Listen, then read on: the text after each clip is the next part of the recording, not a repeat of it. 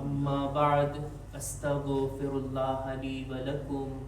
તમામ તારીફ અને હમદો સનાને લાયક એ પાક પરવરદિગાર છે કે જે ગફૂર અને રહીમ છે, જે માફ કરનાર છે, જે લુત્ફો કરમ કરનાર છે।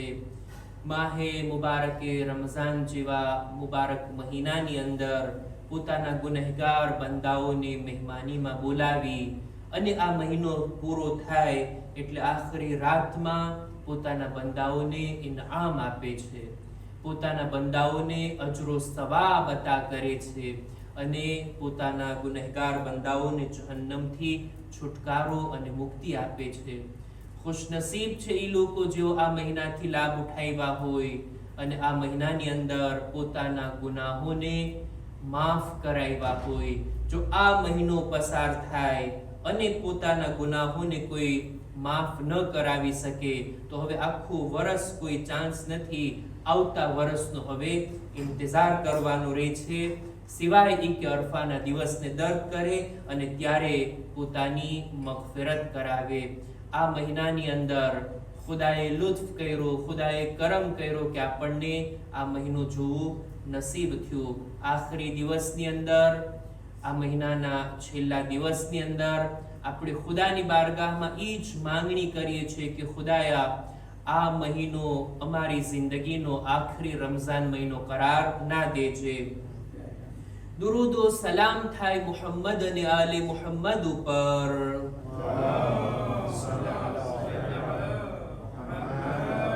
કે જેઓએ આપણને તાલીમ આપી આ મહિનાથી કેવી રીતના લાભ ઉઠાવાય, આ મહિનામાં શું ખુદાની બારગાહમાંથી તલબ કરાય, કેવી રીતના કેવા કામો વડે ખુદાથી વધુમાં વધુ નજદીક થવાય અને અલ્લાહની મરજીને આપણા શામિલ હાલ કરી શકાય। એહસાન છે એ હસ્તીઓનો કે જેઓએ ખુદાના રસ્તા તરફ ચાલવાની આપણને રાહનુમાઈ કરી। ખુતબાની શરૂઆતમાં પોતાની જાતને અને ત્યારબાદ આપ તમામ મુમિનીનને તકવા, પરહેઝગારી, ગુનાહોથી બચવા, નેક અને દીનદાર બનવાની ભલામણ કરું છું। એ તકવા કે આ રમઝાન મહિનાના રોઝાની ફિલોસોફી છે આ તકવા। રમઝાન મહિના બાદ હવે ઇન્સાન પોતાની અંદર તકવાની હાલતને મહેસૂસ કરે, તકવાને જાળવીને રાખે, સાચવીને રાખે। આ મહિનાની બરકતોમાંથી એક બરકત આ છે કે ઇન્સાન માટે ઇબાદતો કરવી આસાન થઈ જાય અને ગુનાહથી બચવું પણ મુશ્કેલ નથી રહેતું। આ હાલતને ઇન્સાન જો જાળવી રાખે તો એ જ રમઝાન મહિનાનો તોહફો છે જે એક વર્ષ સુધી આપણે જાળવવાનો છે। નહજુલ બલાગા આપણા ખુતબે જુમાનો વિષય। ગયા ખુતબે જુમાની અંદર આપણે નહજુલ બલાગાનો 224માં નંબરનો ખુતબો શરૂ કર્યા અને આ ખુતબાની અંદર ઇમામ પોતાના ન્યાય અને ઇન્સાફના રસ્તા ઉપર ચાલવાની વાતને બયાન કરે છે। અલીની નજરમાં અદલ, ઇન્સાફ અને જસ્ટિસનું કેટલું મહત્વ છે આ ખુતબાથી આપણને જાણી શકાય। ઇમામ એવી વાતને બયાન કર્યા કે અલીથી જુલ્મ કેટલો દૂર છે, અલીની જાતમાં કોઈ પર જુલ્મ કરવાનું આ બની જ નથી શકતું। અને ઇમામ બે મહત્વના દાખલા અને એક્ઝામ્પલ આપીને પોતાની વાતને મજબૂતીથી પેશ કરે છે। ઇમામ પોતાની વાતને આ વાતથી શરૂ કર્યા કે જો અલીને આ વાતની અંદર ઇખ્તિયાર આપવામાં આવે કે બે કામમાંથી એક કામની તે પસંદગી કરે, એક બાજુ એ છે કે કોઈના ઉપર જુલ્મ કરે અથવા તો કોઈના હકને ગસ્બ કરે, આ પહેલી વાત। બીજી બાજુ જો મૌલા અલીને એમ કહેવામાં આવે કે તમારે આખી રાત કાંટાના બિસ્તર પર સૂવાનું છે અને આખો દિવસ તમને જંજીરોમાં જકડી અને પૂરા શહેરમાં ફેરવવામાં આવશે। મૌલા કહે છે દિવસ અને રાતની આ સખ્તીઓ ભોગવવી અલી માટે આસાન છે આ વાત કરતા કે અલી જ્યારે ખુદાની બારગાહમાં જાય તો કોઈના ઉપર જુલ્મ કરીને ગયા હોય, કોઈનો હક ગસ્બ કરીને ગયા હોય। કેવી સખ્ત વાત, કેવી મોટી વાત ઇમામ આ રીતના બયાન કર્યા। એનું કારણ એ હતું મૌલા અલીની હુકુમત હજીના શરૂઆતના દિવસો હતા અને ઇમામ એટલા અદલ ઇન્સાફથી કામ લેતા, કોઈના પર જુલ્મ ના થવા દેતા, બૈતુલ માલની તકસીમમાં બરાબર ધ્યાન રાખતા, બધાને એક સરખો હિસ્સો મળે, એક સરખો ભાગ મળે, ના કોઈને વધારે ના કોઈને ઓછો. વધારે મળશે તો એને વધારે હક ચાલ્યો ગયો, ઓછું મળ્યું એનો હક જાણે એમ કે ગસ્બ થઈ ગયો, એના ઉપર જુલ્મ થયો. આ વાત અમુક લોકોને અણગમતી લાગતી. મોટા મોટા લોકો આવીને એતરાજ કરતા હતા અને લોકોને હવે મૌલા અલીથી, એની હુકુમતથી, એના ન્યાય અને ઇન્સાફથી ડર લાગવા લાગ્યો કે અલી જો હુકુમત કરશે, અલીની હુકુમત જો આમ ચાલશે તો આપણને કંઈ વળવાનું નથી.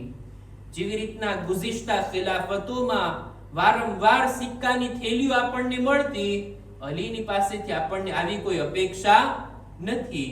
અલી બધાને એક સરખો આપે છે, કે ગુલામ હોય, હબશી ગુલામ હોય કે અરબ હોય, મોટા કબીલાનો હોય કે જાહિલ અરબ, બધું હોય, કોઈ ગામડાનો હોય, કોઈ રસૂલના સહાબી કે રસૂલના સગા હોય કે પછી આમ મુસલમાન, બધાને એક સરખો હક, બધાને એક સરખું મળશે. આ વાત લોકોને અણગમતી લાગતી. એટલે જ અમુક લોકો આવીને મૌલાને સલાહ આપે છે, મૌલા તમારી હુકુમતની હજી શરૂઆત છે, બેશક તમે ન્યાય અને ઇન્સાફ ફેલાવવા માંગો છો, પણ હજી હમણાં થોડોક ટાઈમ ચલાવી લ્યો ને, કોમ્પ્રોમાઇઝ કરી લ્યો ને આ લોકો સાથે, એને જોતું હોય વધારે આપી દો ને, તમારી હુકુમતના પાયા મજબૂત થશે. આ લોકો તમને હેરાન નહીં કરે, અને જો તમે આ જ રીતના ચલાવવાની કોશિશ કર્યા કે અદલ ઇન્સાફની સાથે, તો પછી લોકો છટકતા જશે અને એક સમય આવશે કે તમારી હુકુમત પણ હાથમાંથી ચાલી જશે. મૌલા અલીને હુકુમતની થોડી પડી હતી, અલીને હુકુમતની થોડી જરૂર હતી. મૌલા તો પોતે જ ઇબ્ન અબ્બાસને કીધા હતા ને કે તમારા ઉપર હુકુમત કરવા કરતા મારા આ ફાટેલા બૂટ, આ જૂતી, ઈ મને વધારે મહેબૂબ છે.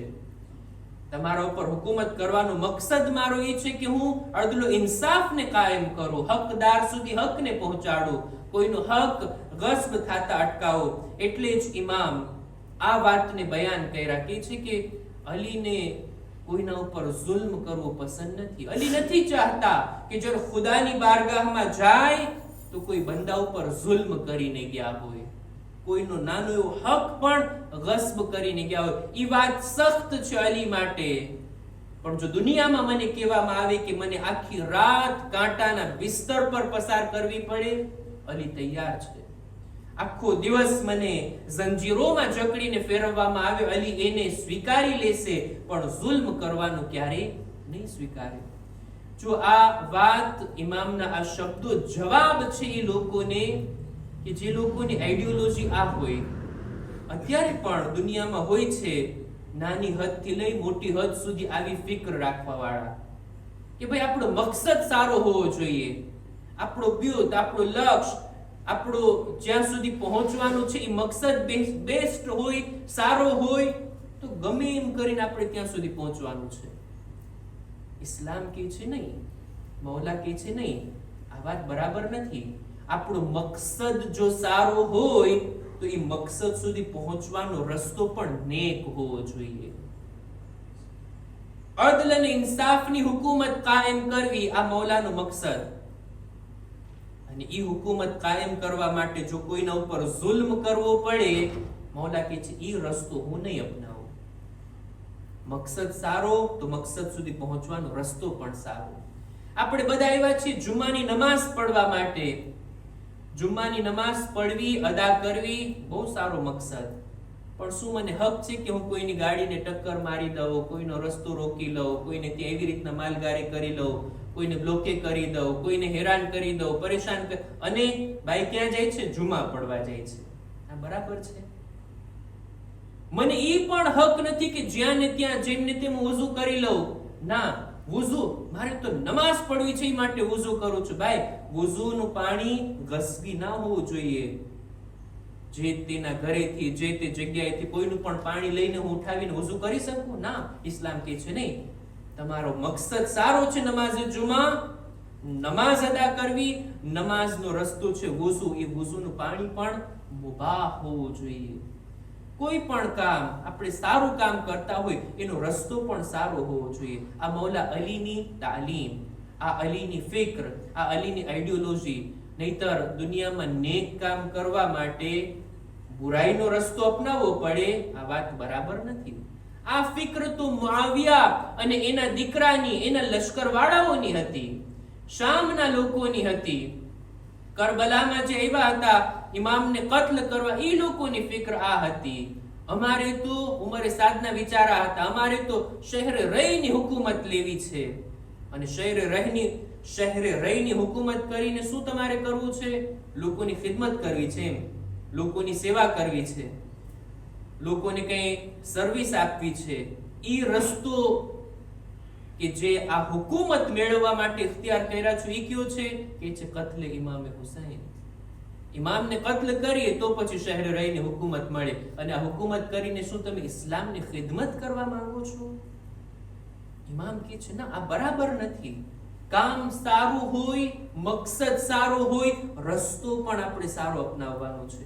મૌલા અલીને અદલ ઇન્સાફની હુકુમત કાયમ કરવી, એવા ઇમામ તત્પર હતા, એવા ઉત્સુક હતા, એવા અદલ ઇન્સાફ ફેલાવવાના વિચારમાં હતા. જેવી રીતના એક પ્યાસો ઇન્સાન પાણીની તલાશ માટે નીકળે ને અહીંયા ને ત્યાં, ઇમામ એ રીતના લોકોને અદલ ઇન્સાફ અપાવવા માટે બેચેન હતા. નહીતર જોયું છે કોઈ હાકિમને કે અરબની બપોરની ગરમીની અંદર દિવસના ગામમાં આટા મારતા હતા. મોલા આટલી ધૂપમાં, આટલા તડકામાં તમે ગામમાં શું કરો છો? ત્યાં રસ્તા ઉપર કોઈ નથી. કે છે કદાચ કોઈને મારું કામ પડી આવે, એવું ના બને કે અલીનું કામ હતું મારે અને ત્યારે અલી મોજૂદ નહોતા. કોઈને પણ કામ હોય, કોઈને પણ ખલીફાનું, કોઈને પણ ઇમામનું, હાકિમનું કામ હોય, અલી અવેલેબલ છે, અલી લોકોની દરમિયાન છે. આ રીતના ઇમામ અદલ ઇન્સાફને ફેલાવવા માંગતા હતા. અને એના માટે હું કોઈ પર જુલ્મ કરી અને આ હુકુમતને મેળવું, કોઈના ઉપર અત્યાચાર કરી, કોઈનો હક લઈને પછી આ હુકુમતને મેળવું? મૌલા કહે છે ના, આવું તો અલીની જિંદગીમાં નથી જ બની શકવાનું. આ તો અલીના દુશ્મનોના ધ્યાનમાં હોય કે ગમે તેમ કરીને બસ હુકુમત મેળવવી છે, બૈતુલ માલ પર કબજો કરવો છે. આ અલીની ફિક્ર નથી. અને ત્યારબાદ મૌલા કહે છે, મૌલા તમે શા માટે એમ કહો છો કે દુનિયાની અંદર કાંટા પર સુવા તૈયાર, દુનિયામાં જંજીરોમાં જકડાઈને ફરવા માટે તૈયાર? ઇમામ કહે છે, જાણે એમ કે ઇમામ જવાબ આપશે કે આ બધી દુનિયાની સખ્તીઓ ગમે તેટલી મુશ્કેલ હોય ને તો પણ અમુક સમય મર્યાદામાં રહીને છે, એની ટાઈમ લિમિટ છે. અમુક સમય બાદ આ સખ્તીઓ ખતમ. પણ જો કોઈ પર જુલ્મ કરીને જાઈશ, કોઈનો હક ગસ્બ કરીને જાઈશ, તો આખિરતની સખ્તી એ લોંગ ટાઈમ માટે છે, એ હંમેશના માટે છે. હું થોડોક સમય આ બદનની તકલીફ બરદાશ્ત કરવા તૈયાર છું, પણ મારી આખિરતને બરબાદ કરવા તૈયાર નથી. ઇમામ આ રીતના બયાન કરે છે, કહે છે કે દુનિયામાં લોકો શા માટે જુલ્મ કરતા હોય, શા માટે લોકો કોઈનો હક ગસ્બ કરતા હોય? આ બદનની લજ્જત માટે ને, આ બદનની રાહત માટે ને. ઇમામ કહે છે અલીથી આ વાત દૂર છે. વકૈફા અઝલિમુ અહદન લિનફસિન યુસરિઉ ઇલલ બિલા કુફુલુહા. શા માટે હું મારા આ બદનને ખાતર કોઈના પર જુલ્મ કરું? આ બદન કે હર રોજ મોતને ભેટવા આગળ વધી રહ્યું છે, હર રોજ ઝઈફ અને કમજોર બની રહ્યું છે, હર રોજ આ બદન બૂઢું થતું જાય છે, કમજોર અને બીમારીઓને પોતાની તરફ આકર્ષી રહ્યું છે. આ બદન માટે હું લોકો પર જુલ્મ કરું? વયતુલુ ફિ તરાહુલુહા. અને આ બદન કે જેને અંતમાં માટીમાં નાખી દેવાનું છે, કબ્રમાં રાખી દેવાનું છે અને લાંબો સમય સુધી એની અંદર રહેવાનું છે, આ બદન માટે હું કોઈ ઉપર જુલ્મ કરું, કોઈનો હક ગસ્બ કરું? હરગીઝ અલીની જિંદગીમાં આ વાત નથી આવતી. એક હદીસની અંદર મૌલા આ રીતના બયાન કરે છે, જે રીતના નકલ થયું છે કે આખી દુનિયા એના તમામ ખજાનાઓની સાથે, અકાલીમુ સબઆ, આ તમામ સાત જમીન અને આસમાન એના બધા ખજાના અલીને આપવામાં આવે અને કહેવામાં આવે કે એ અલી, એક કીડી પોતાનો ખોરાક લઈને જઈ રહી છે, તમે જુલ્મ કરીને એના મોઢામાંથી એના કણને છીનવી લ્યો, તમને આખી દુનિયા અને એના બધા ખજાના તમને આપવામાં આવશે. મૌલા કહે છે તો પણ અલી એ બધા ખજાનાને છોડી દેશે, પણ એ કીડી ઉપર અલી જુલ્મ કરવાના નથી. એક જાનવર ઉપર પણ નહીં, કોઈ ઇન્સાન ઉપર, કોઈ મુસલમાન ઉપર કોઈનો હક ગસ્પ કરો અને જુલ્મ કરો, આ વાત અલીથી ઘણી જ દૂર છે. ત્યારબાદ અમુક નમૂનાઓને મૌલા બયાન કર્યા કે જેને ઇન્શાઅલ્લાહ આપણે આવતા ખુતબાની અંદર બયાન કરશું અને જોશું કે અદલ ઇન્સાફનું મહત્વ મૌલા અલીની નજરમાં કેટલું છે. માહે મુબારકે રમઝાનનો છેલ્લો દિવસ આપણને નસીબ થયો છે અને આ તારીખની અંદર આપણે બધાએ રમઝાન મહિનાને વિદાય કરવાનું છે. આદાબમાંથી, માસૂમીને શીખાડેલા માનિયરમાંથી આ છે કે આપણે કોઈને વિદાય કરીએ, વિદાય આપીએ, એનાથી રૂખસત લઈએ.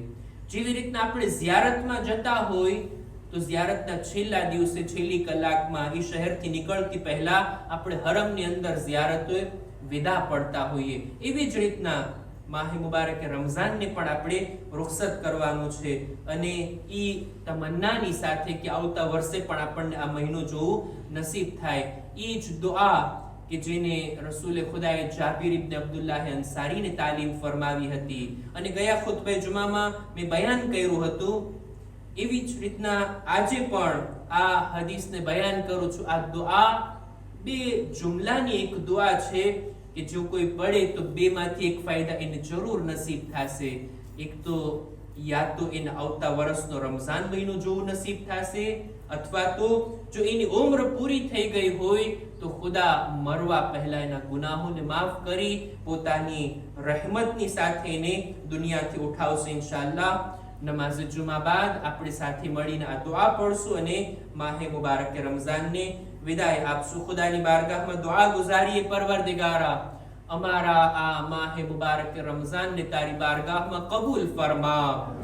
ખુદાયા આ મહિનાની બધી જ ઇબાદતો, દુઆઓ, નમાઝો, રોઝા, તિલાવત, ખુદાયા શબે કદ્રના આમાલ, આ બધું તારી બારગાહમાં કબૂલ અને મકબૂલ ફરમા.